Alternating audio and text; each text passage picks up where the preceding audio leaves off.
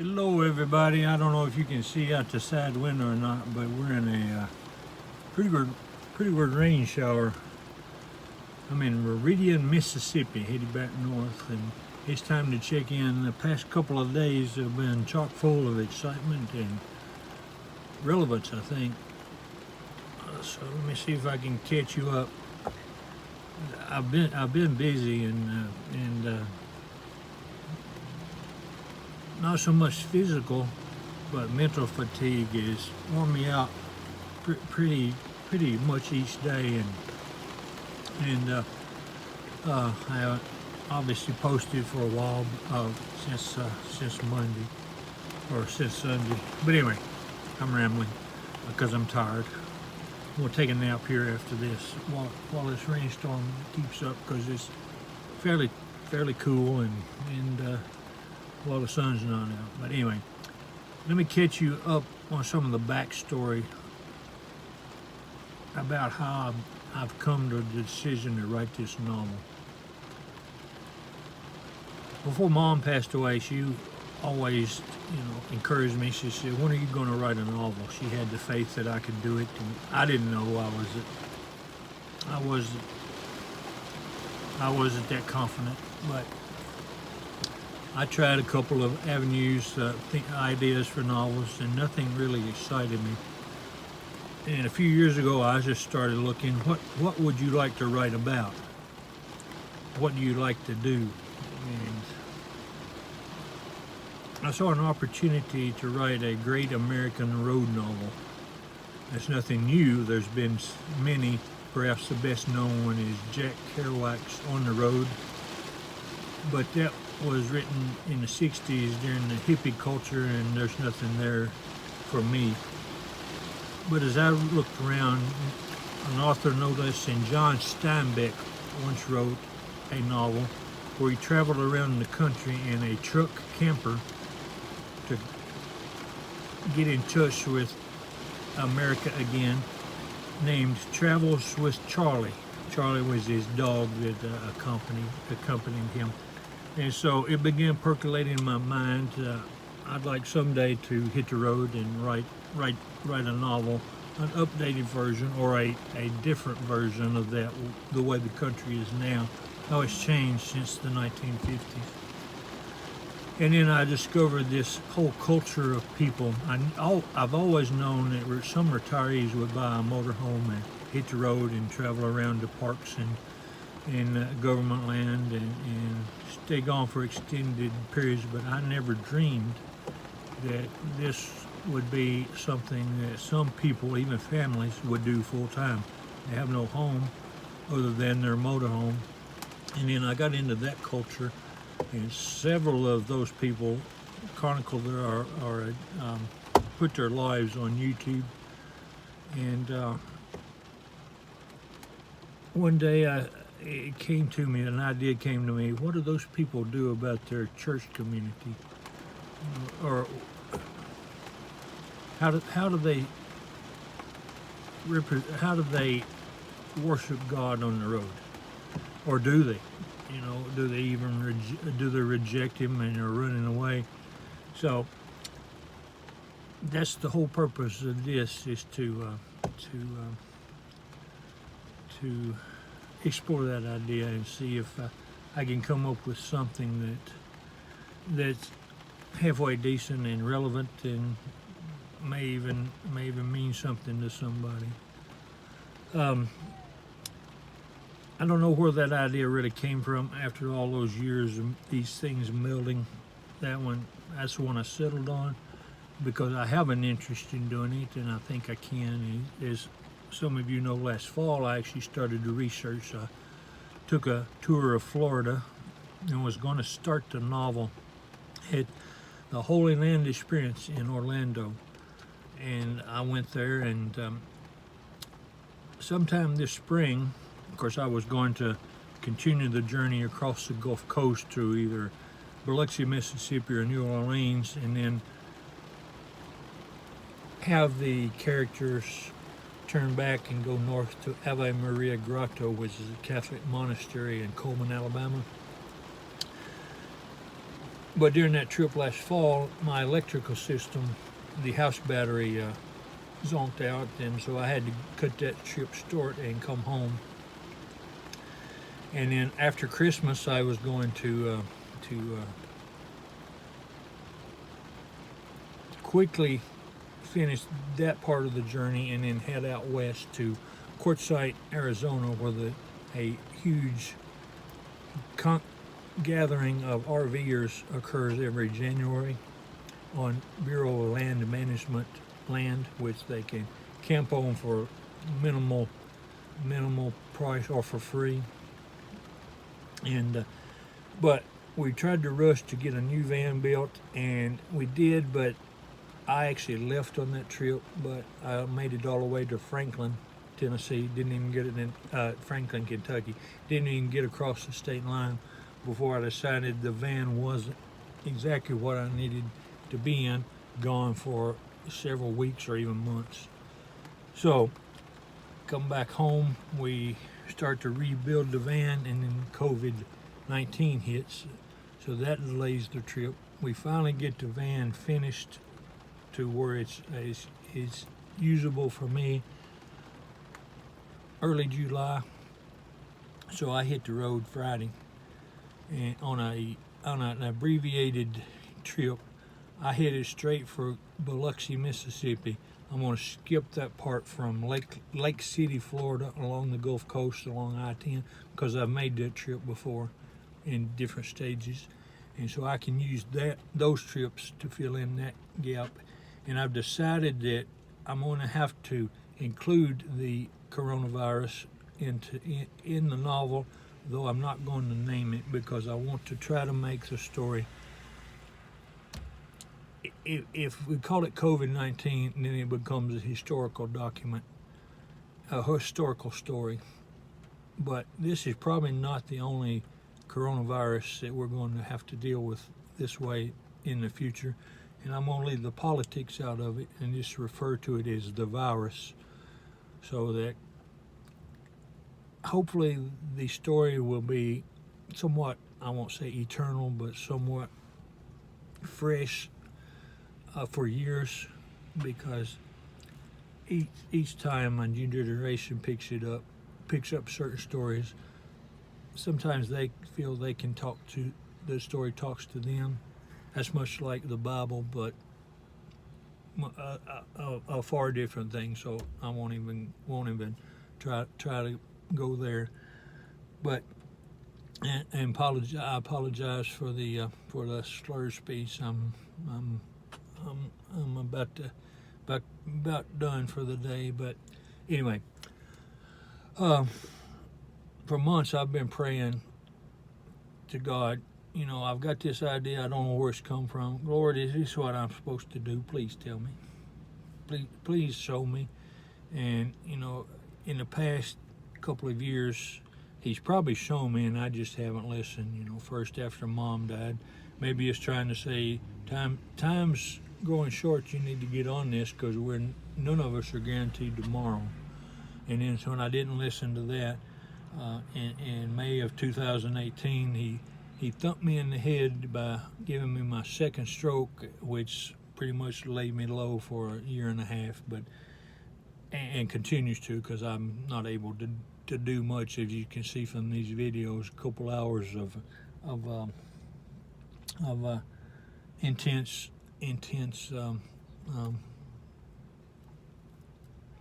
cognition or even less physical exercise. I'm done for the next 12 to 24 hours. Excuse me. That's not the COVID, I hope. But anyway, I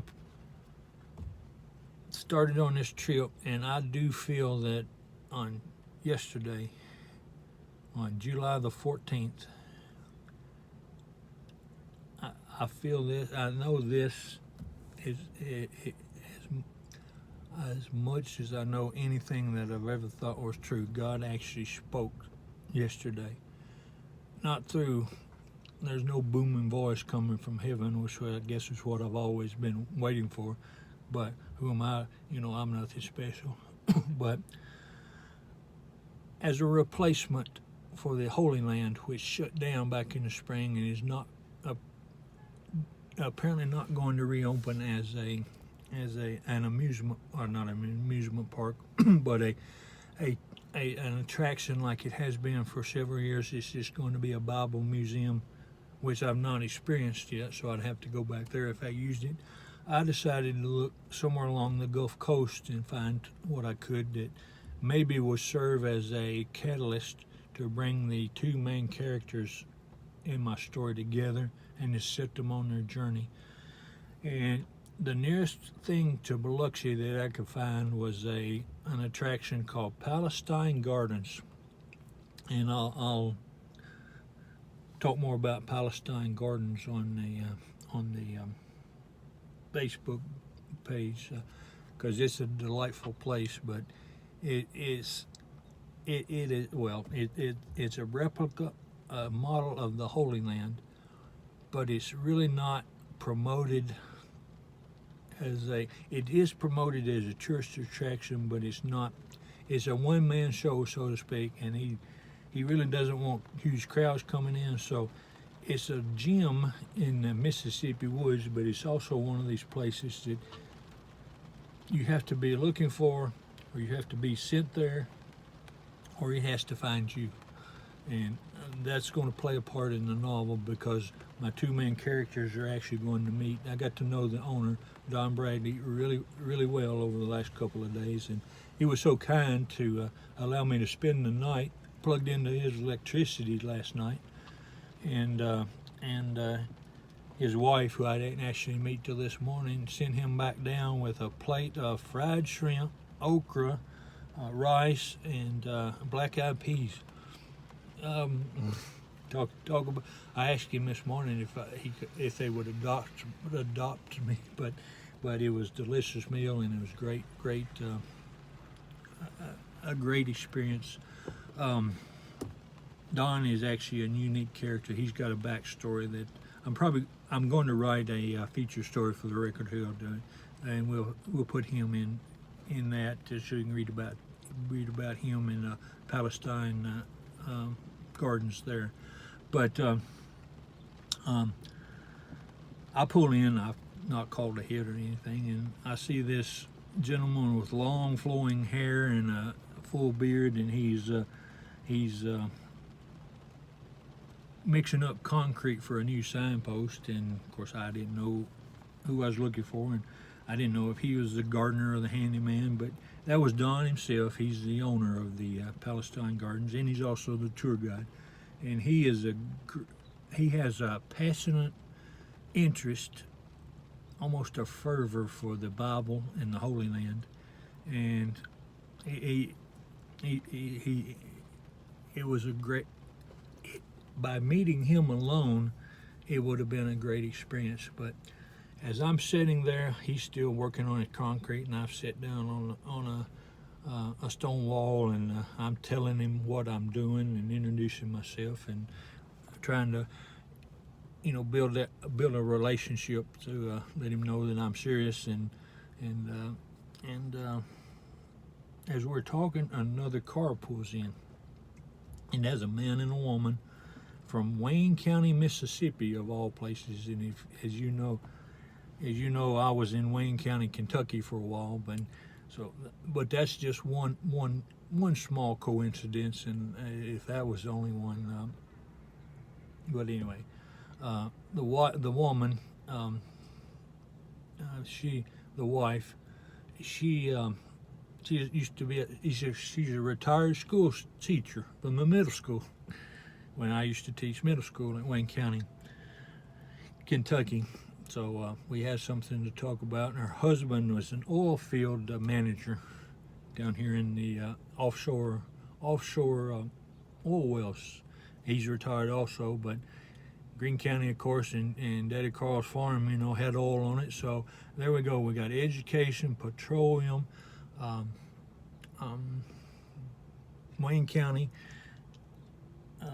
in common, but it is a lot better. Of course, they're great Christians too, and I tell them what I'm doing, and tell them I'm exploring writing this novel about Christianity on the road. Well, wouldn't you know it? It turns out they've got an RV and they've been out twice on these long trips to the west, and lots of them camping around other places. So, ding, ding, ding. What are the odds that I'm writing this novel with this subject, and I go to this this site that there's nobody else at except me and the owner, and these two people who are they've lived the lifestyle since they've retired. Not quite what I had in mind, but they're one of the retiree couples that are out there doing that, and they told me about their expenses in traveling and meeting Christians on the road. They stay mostly in campgrounds, and they say it's they meet more than you might think. People willing to share their testimony and talk about things. So we take a tour of the Palestine Gardens, and the owner he pulls out a golf cart for me. He's taking care of me when he finds out about the stroke and that, and it's actually a 4-seater, but the couple, they decided they would rather walk along with us. So we start the tour, and it is a scale replica of the Holy Land. It's measured 1 yard to 1 mile, and it gives you a context of just how compact the whole area is over there. You start the tour where the Jordan River enters the Dead Sea, and then you go by Jericho and lots of little towns, and till you come up to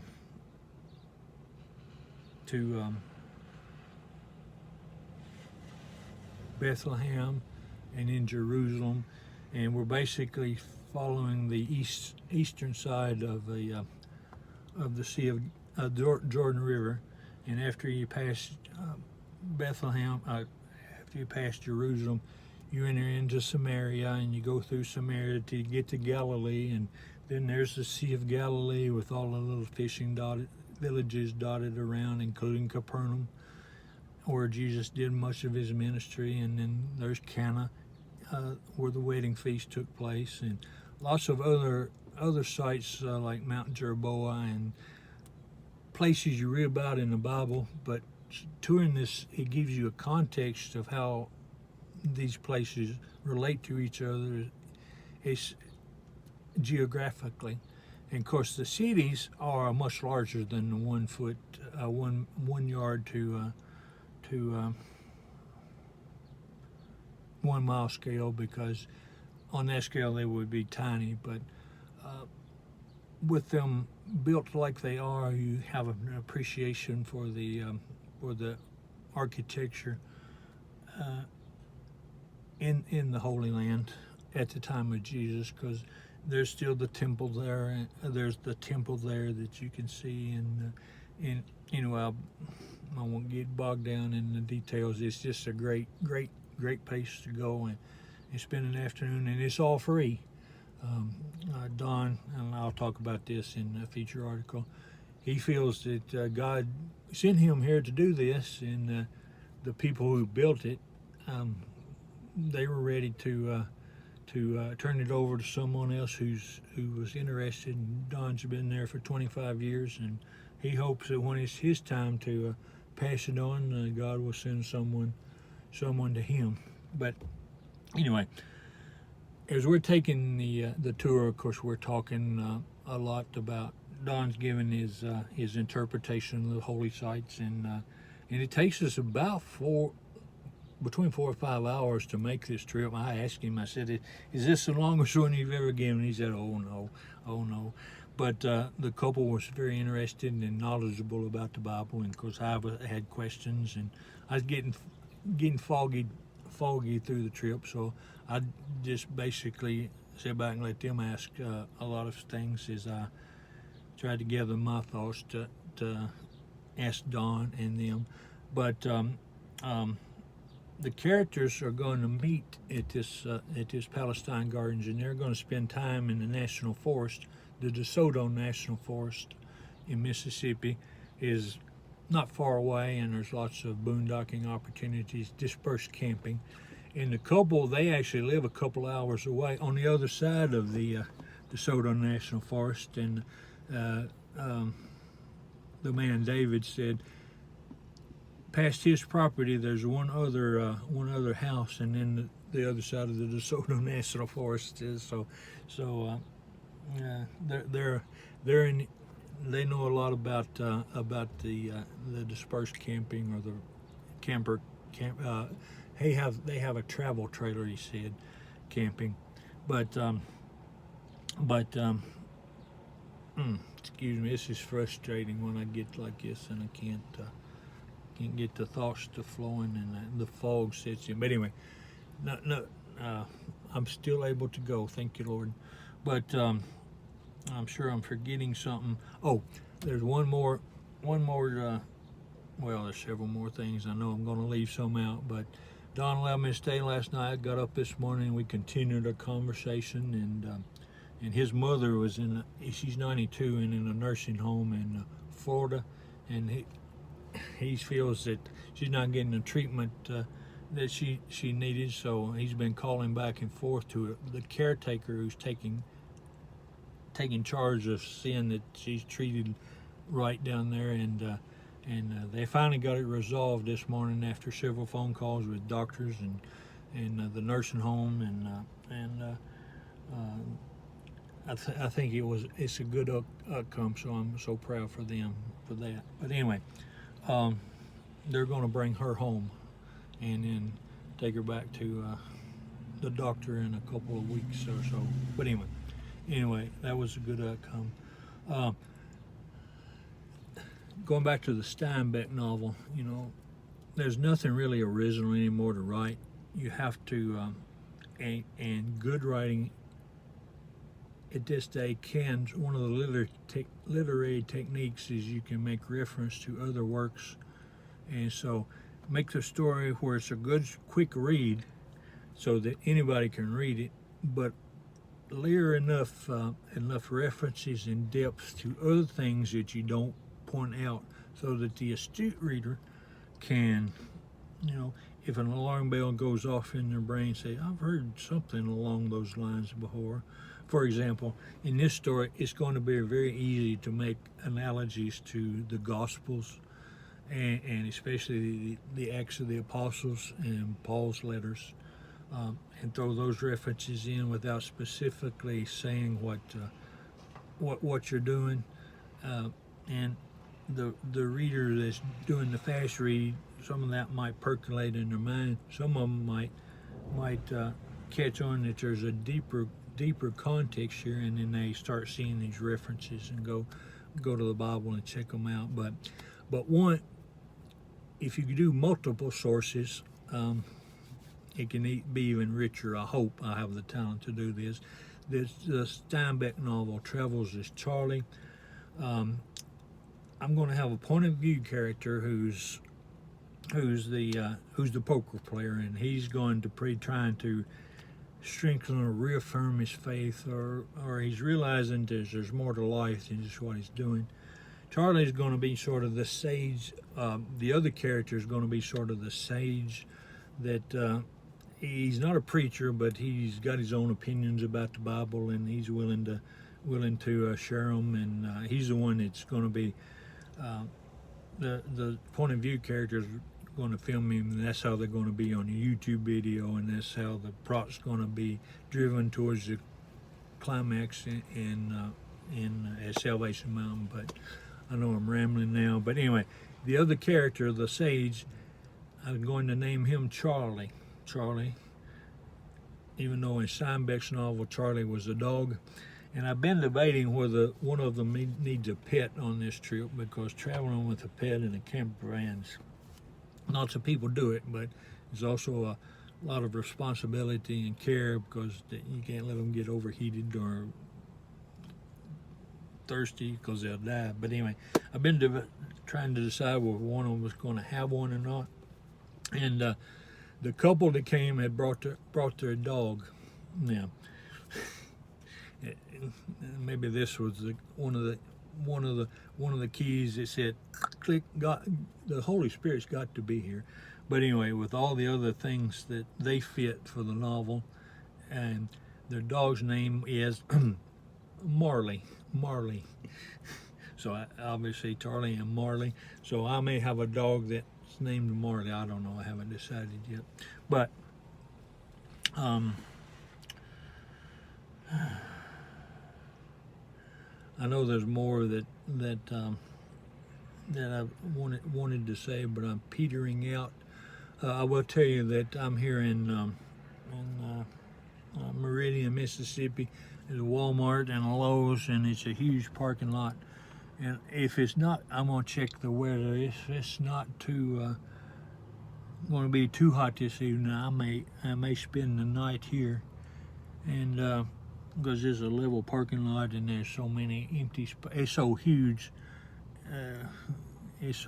There's plenty of space. I'm sure they welcome. I don't see any other campers right now, but I'm sure they don't mind you staying, since Lowe's welcomes them and Walmart welcomes them. But anyway, I'm probably gonna stay here, and in the morning I'm gonna get up and head toward Coleman, Alabama, in Ave Maria Grotto, and I may try to check out the I will check out National Forest around there. There's some not too far from there.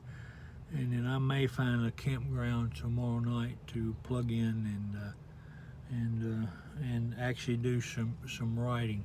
I did this morning before after I got up and before Don came down. But I've started writing the feature story. I'll put in Record Herald for him in the next week or two, and I've actually thought of how the characters are going to meet, and I've got it all worked out. And he said it's possible. I want the novel to be true. There's an old saying: there's more truth in novels. There's more truth in fiction than there is in nonfiction, and I want that to be. That's on the level of humanity. People's relationships. But anyway, I want to be truthful in the novel, and I was throwing scenarios out to Don, say, would this be possible? Would this be possible? Would you agree to this? And I finally there weren't that many. I finally come up with one, and I threw it at him, and he said, "Yeah, I can see that happening." So I'm going to use that as a prologue to the novel, and I'll get that actually written here in the next day or two, hopefully by tomorrow, and I'll go ahead and post the prologue on the Facebook page. So because I think it's going to come together really well. Anyway, I'm way over time on this. I'm gonna stop right now. Look, goodness gracious, I've been doing this for 28 minutes. It's nap time. Talk to you soon.